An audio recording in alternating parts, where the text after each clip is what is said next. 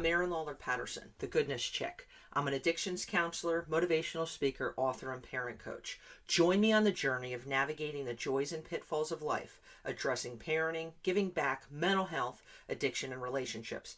If it takes a village, then join me as one of those villagers. Villagers wanted. There's one us. It seems kind of common sense, but really it isn't. To me, learning how to know who you are, being comfortable in your own skin, holy smokes, it can take time.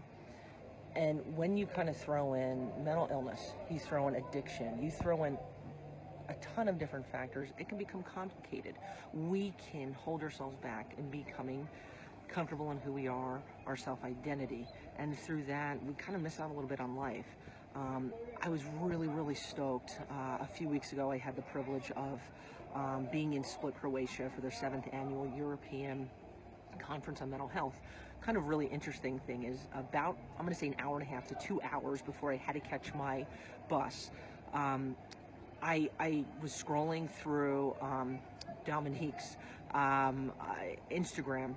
She had liked something, made a comment about something on my page, and I, within 5 seconds, was like, this person is just excellent, dynamic. She's a mental health advocate who's been through a whole lot, and her focus and her passion is all about helping others, changing and kind of blowing the doors off the dialogue when it comes to mental health, learning and teaching others about being comfortable with who they are. I think so many of us are uncomfortable or delay figuring out who we are. And in my mind, there is only one us forever on the planet.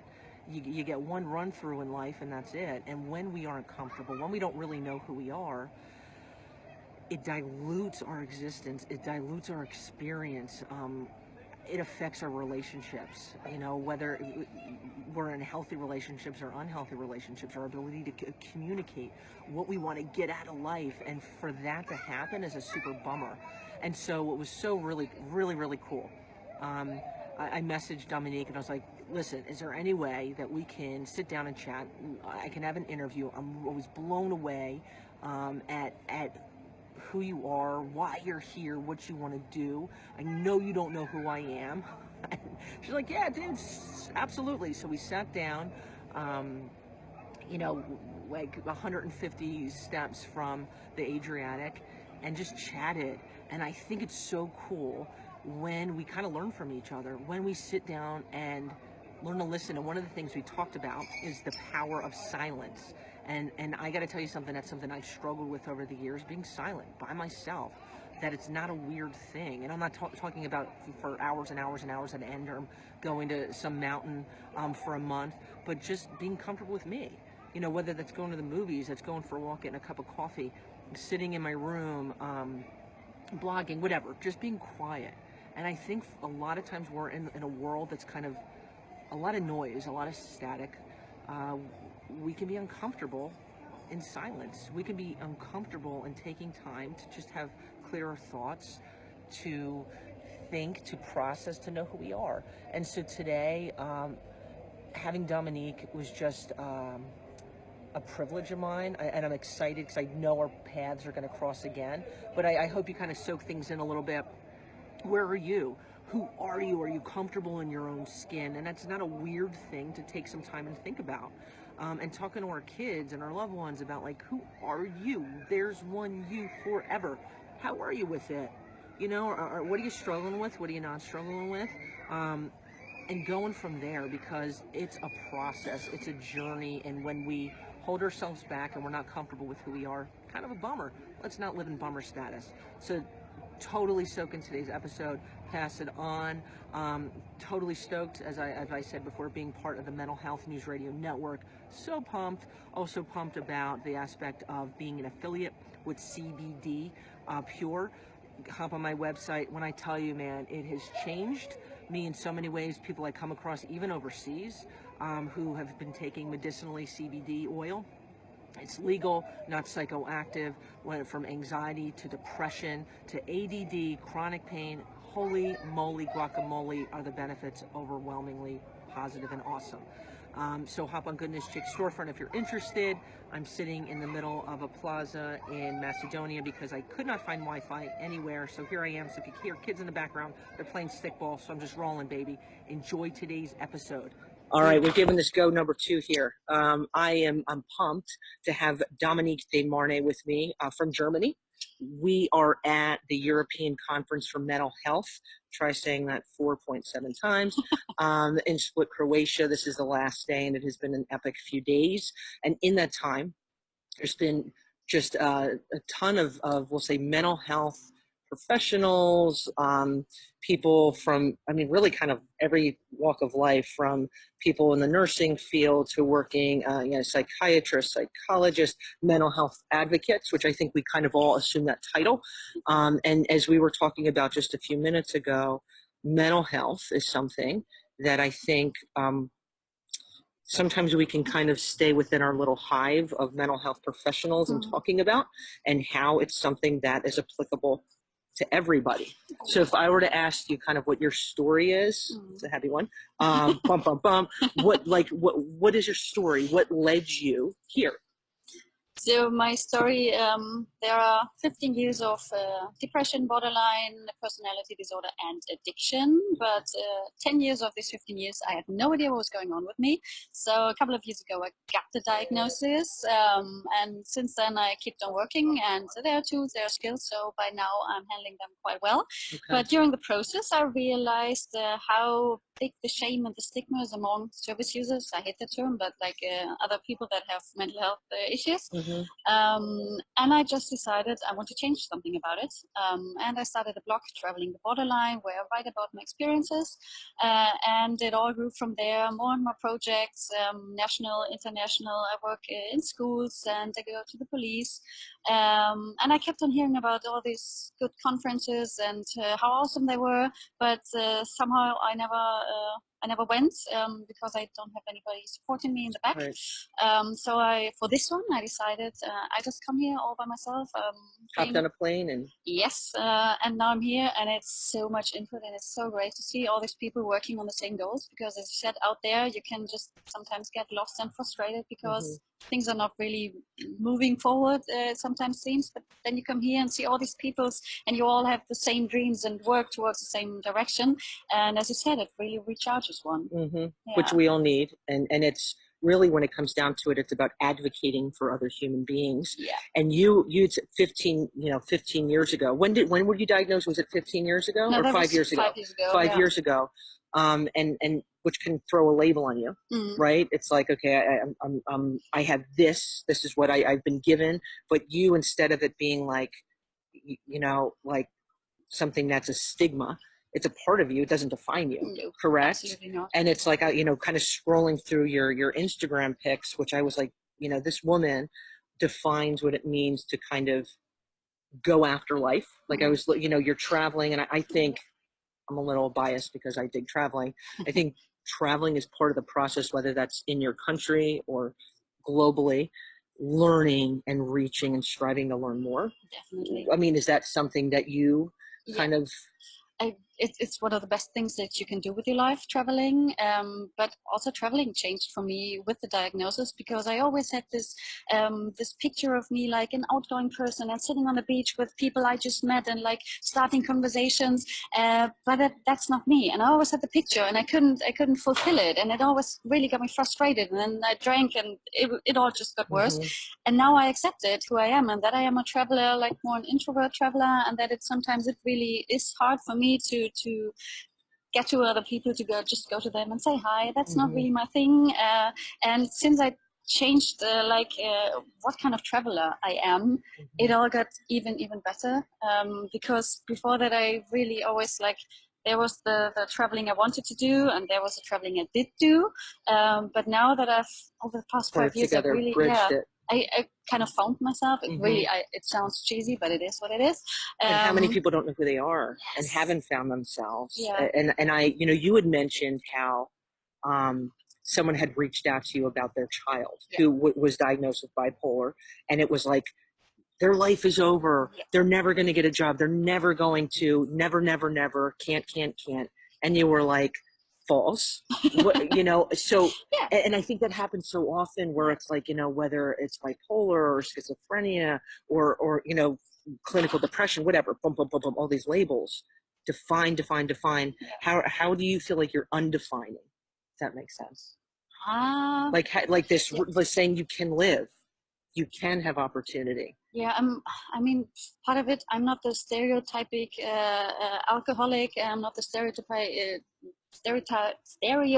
of a depressed person. Mm-hmm. And I really challenge what people, okay, depressed look like this, addicted look like this, and I'm that here. And people are like, no, you can't have depression. Mm-hmm. That's you're lying.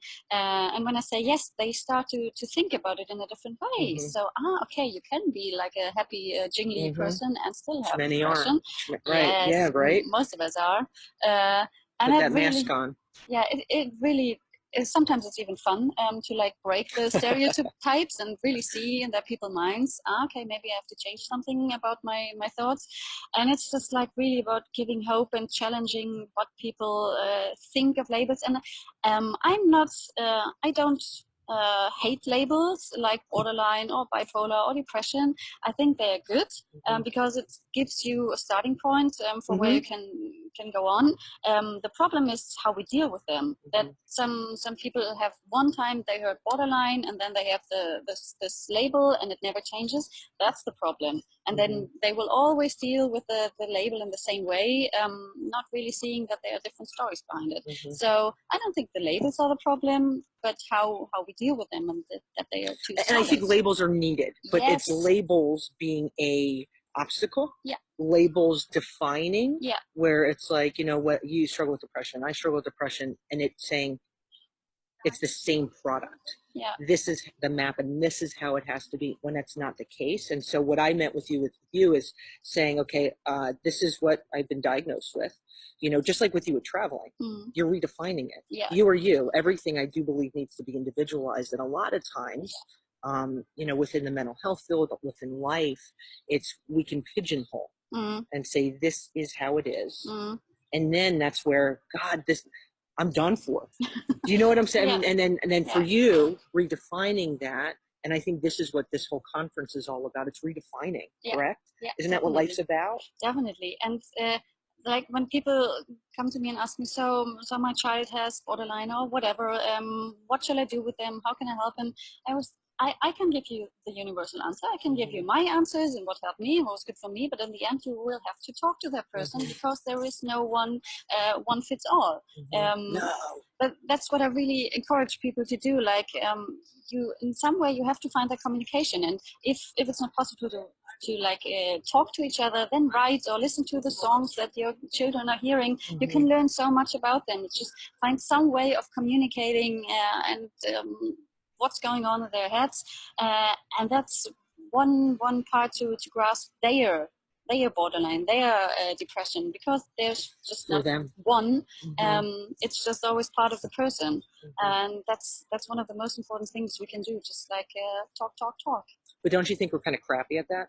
Definitely. As human beings, you know, with one of the keynotes yesterday, who was saying, you know, we believe as human beings so many times that we have the answers before we even start when it comes to listening, whether it's to our kids, our spouse, our friends, us, that it's like, this is the label, this is what I expect. And then we don't listen. Yeah. And when we don't listen, we don't ask the right questions. And we don't ask the right questions, we hit a roadblock. Listening is so underestimated. Yeah, we always want to talk about ourselves, and we don't listen. We already think about what we are going to say. So that's one thing I've really learned, and I try to pass on. Just sometimes shut up and listen, and put yourself back for just 1 or 2 minutes. Start with that. Start slow. Really start slow down. Yeah, really start to focus on, okay, what is the other person telling me? What is he or she needing? Is she needing anything, or does the person just want to get something out and doesn't really want to have a response? But because we all know it, sometimes we have to get a thing out, and then we really, okay, so that's how I was feeling about it. So give the people a chance to do that, and you don't always have to react immediately. Sometimes it's okay to take a couple of seconds and to process what just had been said, and like really taking a step back, listening, silence. We had that topic yesterday in a keynote. Silence. We can't really deal with that anymore. But it's even in communications, when you talk to somebody else, silence is a good thing, because it means it's really important to you. You just don't want to get something out, but you think, okay, what am I going to say to that? So that's another thing I really try to promote. Learn to communicate differently. Take yourself back a step for a couple of minutes. Yeah, really important regroup. things. Yeah. And I think, kind of coming back to the silence thing again, it's almost foreign today, where like with social media, with kind of, I just feel like we're just constant, like the hamster in the wheel, constant, and we don't know how to slow down. And I'm guilty of it with social media. I'm guilty, like my brain, I have ADD. I struggle with my brain always going, but to be quiet and comfortable in our silence, I think it's a beautiful thing, though, right? Like you had said, you were in the mountains, right? You're hiking, and like this dude's on his phone. We're in the middle of nature, you know. What? But it's we don't know how to detach, and it's kind of, I think it's healthy when we. That's a journey, don't you think? Definitely. Like a couple of years ago, there was no chance that I really didn't want to listen to my head, what was going on in there. There was TV and music, and really 24/7. There was something like coming from outside, because I really did not want to hear what was going on. And there was such a slow progress. And nowadays, like music, TV, it's really seldom for me, because I appreciate the silence. And like my mind, with borderline, there's so much, your filters are very, very open. There are constantly sensations, and your brain has to process them all. And if you give it even more, like TV and then some music and whatever, it just gets over.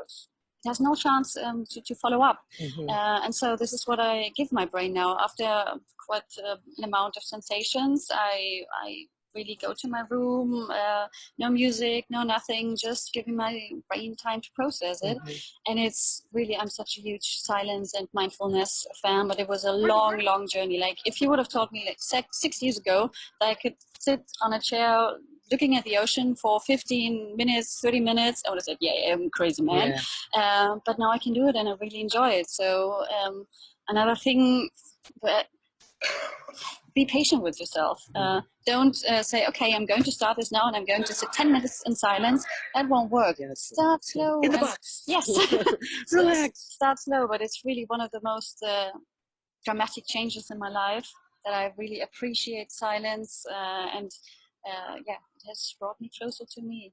Again, such a cheesy thing to say, but you're stuck with you for the rest of your life. Yes. I'm stuck with me and so I don't. It's removing that cheesiness, because it's not cheesy. It's being comfortable in who you are. Sitting. I mean, last night I'm sitting at in the infinity pool, and I'm thinking, not that I care what people are thinking, but just staring and looking, and like I'm at the foot of the Adriatic.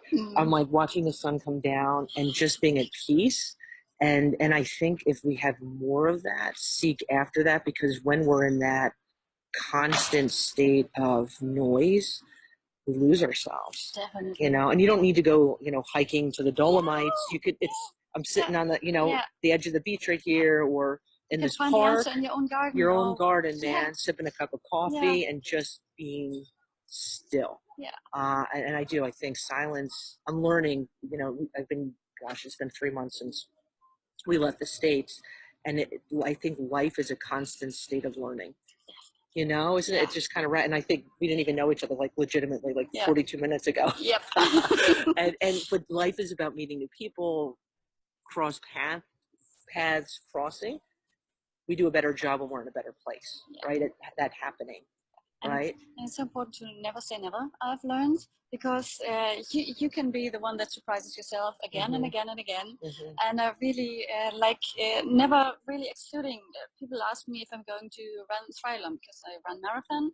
They're asking if I want to do an Ironman one day, and I said not at the moment. But I really I learned that about myself. I'm never going to say never, because 6 years ago, if you would have told me about marathon, I would have laughed so hard in your face. No chance. And now I'm doing it. So that's stay open and be prepared to change. And don't say, I am like this and this is how I'm going to be for the rest of my life. That's stagnant, yeah, dude. Yeah. That's what people like to do so much. If they have found an answer at one point in their life that makes sense to them and that explains themselves, then that is fixed and for the rest of their lives. And but that keeps you from changing and from improving and from learning new things and stuff. So ask yourself now and then, is that really me? Is that really, maybe I was like that 2, 3, 5, 10 years ago, but maybe not today. So I used to say that I love cooking because at one point in my life I did it. And I just kept on repeating it because, that's what I love. And no, I don't really enjoy cooking. I love food, but I don't really enjoy cooking. And I stopped saying that. And it was such a freedom because I said, that's me. And not like, I like cooking. It's these little things. And be prepared to change. Yeah. Change is good. Change is definitely Change good. is good. Yeah. And I think, you had noted like what's like if we're kind of like when you're driving in cruise control and just because I think sometimes we think that's safe. We lose out, right? We lose out. And, I had a little bit of not hesitation, but when your information popped up on Instagram and I started scrolling, I was like, she's awesome. And then I'm like, okay, I'm literally going to message her and say, can I meet you in 11 and a half minutes? And but it was a risk that I am grateful for that, like our paths crossed and we might meet again, we might not, but that's going out of our comfort zone. I think is a beautiful thing. I know I'm kind of hopping all over the place, but I think it's life, and we've got one shot at it. Yeah, but don't. Sometimes comfort zones are good. Sometimes, yes. It's always the golden middle, the keeping on balance. Because there are some people out there that always push your comfort zone and always every day do new stuff. But sometimes you're having a rough day, and the really last thing you need is having to step out of the comfort zone. Just sometimes it is quite a good place, but not always. I'm totally with you there. But it's like really finding the balance. And is this a day where I should like challenge myself and do something new? Like yesterday, I had the challenge to step up to 3 people I didn't know just to say hello. And I know 3 people is not that much, but for me it is much. And I did it, and it felt really great. But on Thursday when I arrived, I had the journey behind from Germany, and it was a really not a very nice flight, and I was like very low on my battery, and so I decided, okay, no, this evening I'm just going to be with myself and don't try to talk to other people.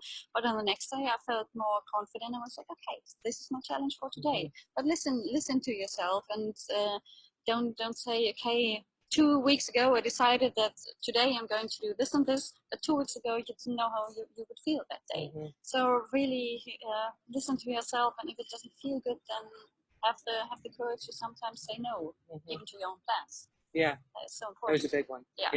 Yeah.